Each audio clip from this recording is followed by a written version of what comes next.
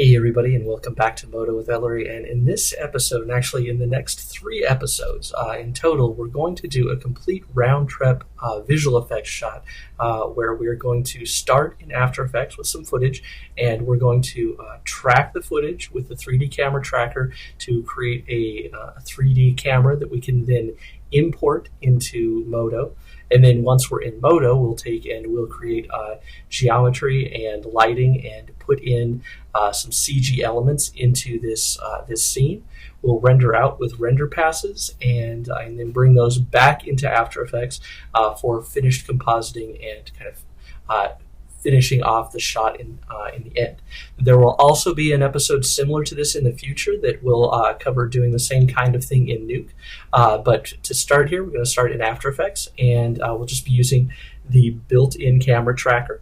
And I will be moving back and forth with Modo in that way. So if you like this kind of content and you like this video and others like it, please check out my Patreon account, patreon.com/Ellery. Or if you'd like this or any of the other episodes with the downloadable versions of the videos and all of the file contents, you can check those out and buy them a la carte or get them a la carte on Gumroad, gumroad.com/Ellery. Links will be in the video description.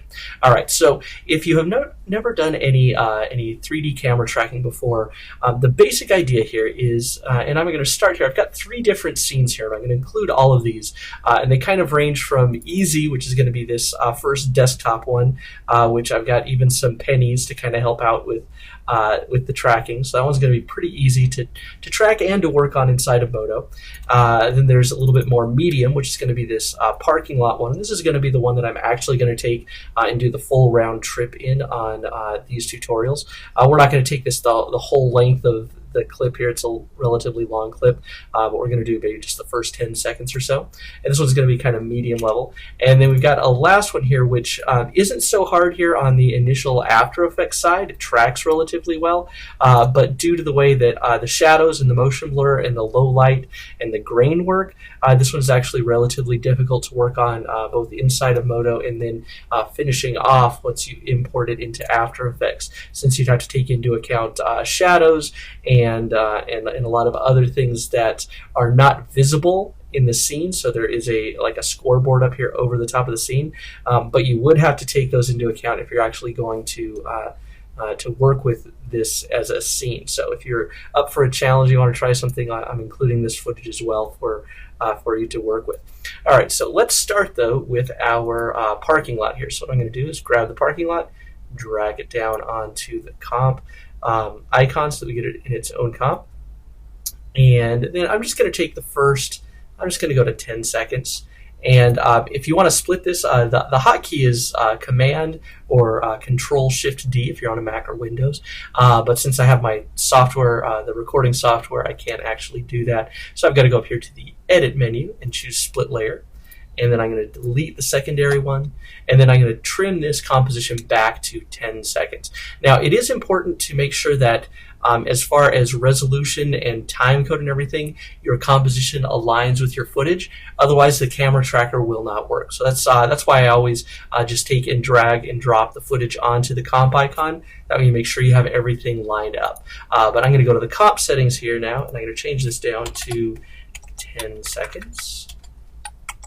All right, and we'll click OK, and then we'll just trim to the timeline there. And I'm going to put something kind of in these first couple of parking lot slots, so that works pretty well with what we have here. We can kind of move around, kind of focuses in on this second parking space right there. All right, so we've got the footage in here. And now one thing to note is depending on the footage that you're working on, if you go out and film your own footage and you want to be able to get a camera track out of this, something to remember is that you need something solid to track. Now, in this case, in the parking lot here, I've got the lines, and the lines themselves aren't going to be a great thing to track. What will work well for tracking is going to be things like the ends of the lines, so areas where you have high contrast in kind of 2 dimensions at least. So this is kind of 1-dimensional high contrast because it's just left to right. This is 2-dimensional here.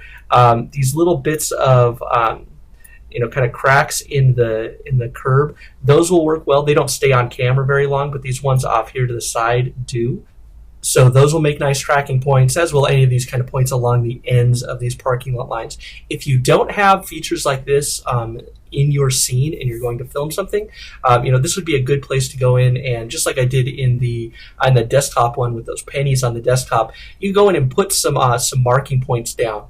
Obviously, if it's something that could move, so if it's out in a parking lot or on a sidewalk, you want to use something like tape that isn't going to move or get kicked away like the pennies might.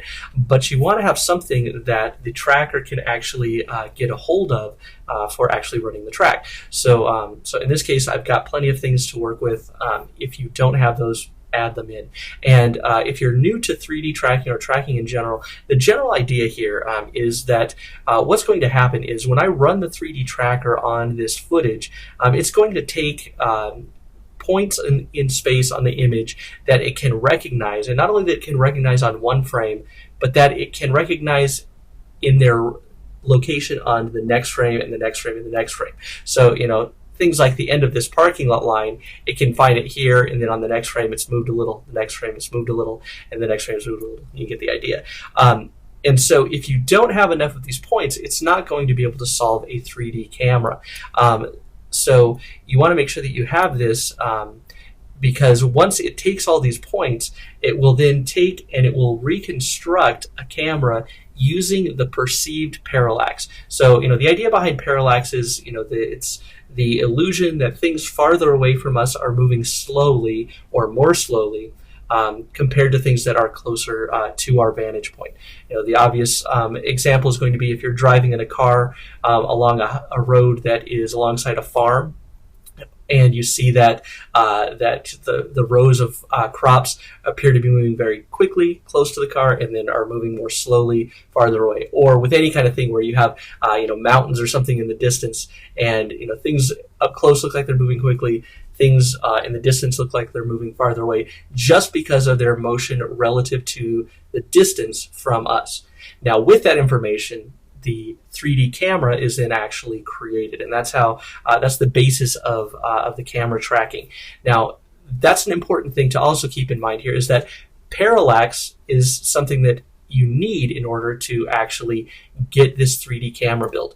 Now, you can use a tripod camera, and you can work inside of After Effects all you want, and you can track points, and it will get points, and it will track them from frame to frame. And so something like the points along the sign in the background, those can be used to track. But if you're completely on a tripod and don't have any parallax, you're not going to be able to reconstruct a 3D scene with depth, because that parallax is needed to create the depth. So that's a very common issue I see with a lot of my students, is that they'll shoot something on a tripod, and then they're completely stuck when it comes into tracking. They can attach point-to-point things, but really that's all that you have to work with. You won't be able to create a 3D camera. Now, if you want, and this is a quick workaround, if you want to have something that is based off of a tripod, what you could do is start by moving the tripod. So you might, for example, start with a tripod that you pick up, and you walk along with the tripod and kind of establish the parallax. And then you could set the tripod down here and then just do a tripod move. And then once you actually go to do your effect, you could track and do everything with the parallax part at the beginning. But when you actually make your 3D scene, you only start with the tripod stuff. That will have enough parallax information to create the 3D scene, but you don't have to use it in your actual composite. So if you want to have a tripod, do some movement first, and then set the tripod down, and you'll be able to work with it.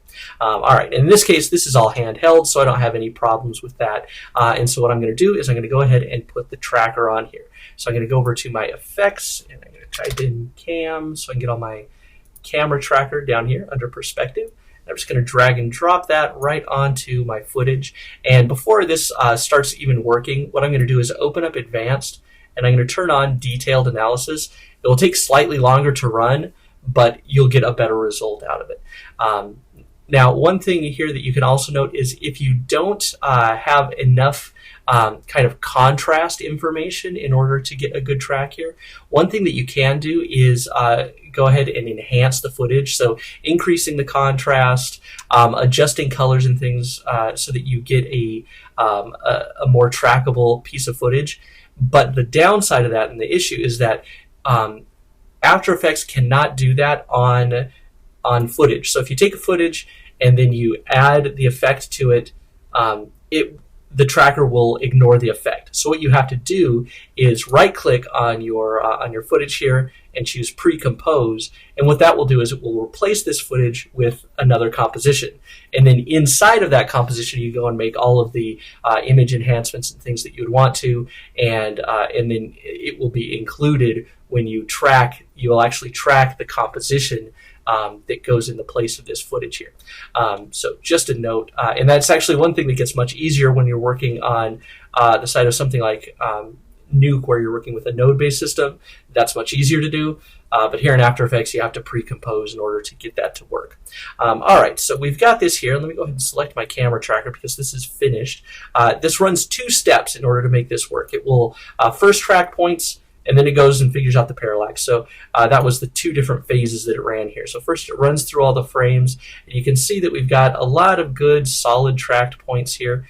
And right now they may look as if they wiggle a little bit. You don't have to worry about that. What we're looking for here is a few points that will stay relatively solid, and we're going to create just a stand-in plane here that will help us determine if we have a good track or not. Okay, so that said, what we need to do here is actually kind of center up our space, and we will create a camera and a plane. So there are a couple of ways that you could do this. Now, if I mouse over any of these individual points here, once I get to an intersection of 3 points, it will propose a kind of a triangular plane for to create this center on.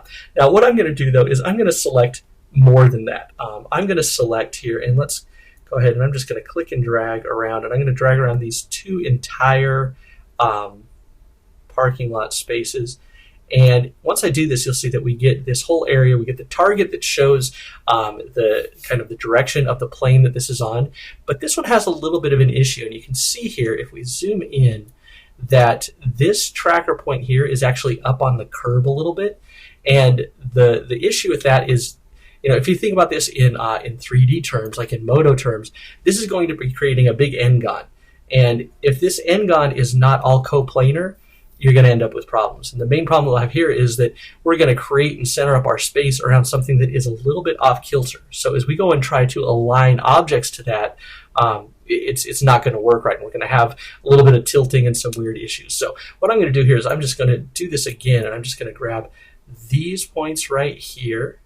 And then I'm going to hold Shift and click on this point, and we can do both of these points right here. So now we have all of these points. I just basically left out that one that was up on the curb a little bit, and that gives us a more flat surface to work with. Okay, so now we have 2 steps. We need to center up our space, kind of our 3D space around this this couple of parking lot spaces, and then we need to create the camera that will be imported eventually into Modo. So let's right-click on here, and I'm going to choose Set Ground Plane and Origin. All right, click OK. And now that we have everything centered up here, we can actually create the camera. And we have a few different options for doing this. I'm really only going to need the camera once I get into Modo and create the stuff and then export it back here into After Effects. But I like to create a solid in a camera at first so that I can check and verify that my track is good and valid, or if I'm going to need to go and do some image enhancements and some other things like that in order to get this to line up. So let's go ahead and create a solid in a camera, and we can use this to get a good idea of how our track is actually working. So I'm going to deselect this, and the tracker solid I created was purple. I don't really like that, so let's go up to Layer, Solid Settings, and I'm going to choose something, well, not so purple. Let's go with blue, and let's just kind of fade it a little bit. I don't want it to stand out too much. So something like that ought to work. And then the next thing I'm going to do is I'm just going to drag it down. Oops, you got to be careful how you do this. If you drag up or down at all, it's going to ruin the plane that this piece is on, so it's going to be hard to tell if it's tracking correctly. So what I need to do is make sure that I have just the Y selected here, and I'm going to drag this back to where it's running along, to where it's running along this parking lot line here. So what I'm going to do is go ahead and rotate this. So let's do the rotate tool. And again, I want to make sure I mouse over this. So I'm just rotating in the, this is the Z direction here inside of After Effects. It's Z up. So I'm going to get this nice and running parallel with that line. So that looks pretty good there. And now what I'm going to do is I'm just going to kind of scrub through here. I want to make sure that it keeps that relative position to that line. You see that will come off camera and it will still line up. And that's because this isn't just tracking features and then attaching things to those tracks. It's creating a camera and then it's placing things in 3D space based off of the track. So once you have the track done, really it's the camera is what's important. And that's going to be the crucial thing as we move this over into Moto. So that looks good through there. Good through there. We're getting a little bit closer, so I'm seeing a little bit more space between the line and the in the square, but I think that's okay because it is it's just relative distance since we're at a slightly closer vantage point. It seems to want to separate a little bit right there, but you know I think this is going to be all right. And you know, worst case scenario, if these last few frames, this last half a second isn't working so well, I can just trim it for my comp, honestly, and then I would know if I go to reshoot this that I would need to do something with that. And if I really need that half a second, those 15 frames, you could actually, even if that is an issue and you start to see things slide in Moto, you could actually offset a little bit and you can set a few keyframes, essentially 2 keyframes, one right here and one right here, and you could fix that. Basically it would just be sliding everything over in 3D space just a little bit. You can kind of do that a little bit to get away with little errors, but I think that should be okay actually, because that's pretty far up there in the top left corner. So I think it's probably just that it's at the edge of the image, so we're seeing it at a much less flat perspective. Okay, so that's working pretty well. Now, as a secondary thing I'm going to do is I'm going to turn on motion blur here. So let's go ahead and click on motion blur for the track solid, and I'm also going to turn on motion blur for the comp. And then I'm just going to zoom in here, and we're just going to pick a few frames. What I'm looking for is that the motion blur is going kind of the same direction, and it looks as if it is. All right, so I think that's going to be something good that I can work with. Okay, so let's just back out there, and I'm going to check that as it comes on to frame. That's going to be a good spot to check it, I think. Now this is going to be more contrasty, so it's going to be a little bit shorter, and the actual length of the motion blur, all that kind of stuff, really doesn't matter because we're going to adjust the motion blur inside of Moto. Nothing with this square is actually going to make it into our finished comp. This is just a placeholder to make sure that our track is solid. So overall, I'd say that's good, and I'm pretty happy with that. So what I'm going to do here is I'm going to go ahead, and from here we can actually export a file for Moto to use. So if you've installed the After Effects IO kit and it's just found on your Foundry login and under additional content, there's the After Effects IO kit. You'll install it into Moto, and then it will also, into your Moto folder, it will leave 2 scripts, and then you just drag and drop those 2 scripts into your After Effects scripts folder. There are also instructions there with the download. It's very simple. If you have problems with it, by all means, shoot me an email. I'd be happy to help you out. All right, so what we're going to do here is we're going to go up to File, pull down to Scripts, and we'll see After Effects Moto IO. Let's go ahead and click on that. Now you can import things into After Effects from Moto, but then you're basically tied to rendering inside of After Effects, which kind of, in my opinion, defeats the purpose because you can create planes and lights and cameras inside of After Effects very easily. So I don't really use it too much in that direction. Where I see the big benefit is tracking inside of After Effects, sending out to Moto, doing all of your work with your 3D scene inside of Moto, and then rendering and putting it all together for the final composite here inside of After Effects. So what we're going to choose is Export to Moto. We want to make sure that the 2 items that we have selected, the track solid and the camera, are highlighted. Now again, we don't need the track solid. It's just going to be there for reference, but I'm going to leave it in for reference. And then we're going to go ahead to choose. And this is going to create the actual data file. And I've already got one in here, but I'm just going to go ahead and replace it. This is parking lot track. And we'll go ahead and click Save. And yes, I want to replace it. and then we'll just go ahead and click export, and it will tell us, boom, export is complete.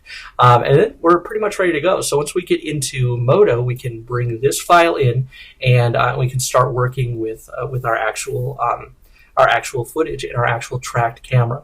Now, there is actually one more piece that you need inside of Modo, and that is going to be a sequential version of this movie file. You don't have to have it, but I find it very good to have for reference because you're going to want to have it in the background to make sure that you line things up, get everything in the right space. So what you can do is, I'm just going to go ahead and hide the track solid, and then we'll just add this to the render queue. So Control M. Or, oops, I have my screen cap software on, so that doesn't work. So we go composition, add to render queue. And then here in the render queue, what I'm going to do is I'm going to choose, I have a PNG sequence set up. So what it will do is it will render out the entire video here as a PNG sequence. That way you can load that sequence in as your backdrop image once you get into Modo. So you'll need both the file that was exported here and that PNG sequence in order to actually pull it into Modo. So in the next episode, we'll hop into Modo and we'll start building up, not only placing some geometry, but also looking at adjusting lights and materials and renders, and also getting the right render passes that we need to be able to retouch and fine tune our finished composite here inside of After Effects in the final episode. So that does it for this one. If you like this and you would like to see more like it, again, visit my Patreon account, patreon.com/Ellery, or if you'd like this episode with the downloadable version of it, as well as all of the downloadable content, or any other episode a la carte, check those out on Gumroad, gumroad.com/Ellery. That does it for this one. Thanks, and I'll see you in the next one.